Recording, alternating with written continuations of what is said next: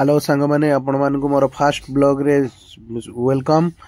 आज आम भोजी करिया जाइलु जंगल भोजी रे बहुत एंजॉय कलु से जिनसा आपण मानक देखा चाहूली से बोले भिडटा मुझे आपण मैंने देखा पाथे। आमर भात रेडी हो जाता तापर आमर मटन बसी आहरी आमर पकड़ा छणा चलता।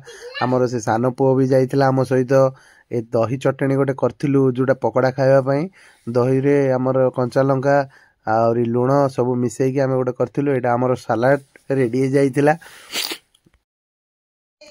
देखंतु आगकू आमर ए सब भाई माने समस्ते अछंती आ से भाई रो पुओ सान पुओ भी आस्थिले तांकर से भी एंजॉय करिया आस्थिले जंगल को। और ये हूँ जो मैंने आमर रोसे करते आमर किरण बाबू आ गुलू बाबू से माने भी पकड़ा छाणियारे व्यस्त पूरा से माने भी एंजॉय करुँच फुल एंजॉय करुँच।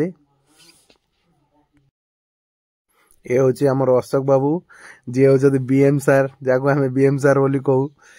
पकड़ाटा आमर बहुत सुंदर है पकड़ा छणा चलची आ किरण बाबू आमर पकड़ा छाणियारे व्यस्त।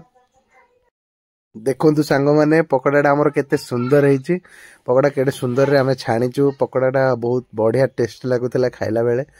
मु खाली आपण मानकु देखिया चाहूली जे आपण माने किए जाउचंती ए डिसेंबर रे सब भोजी करिया को।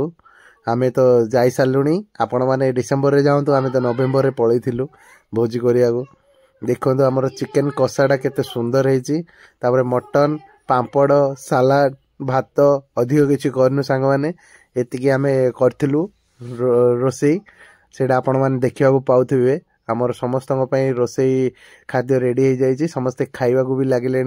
धन्यवाद आपण मानको बहुत बहुत धन्यवाद सांग माने भिडियोटा को देखि थैंक यू।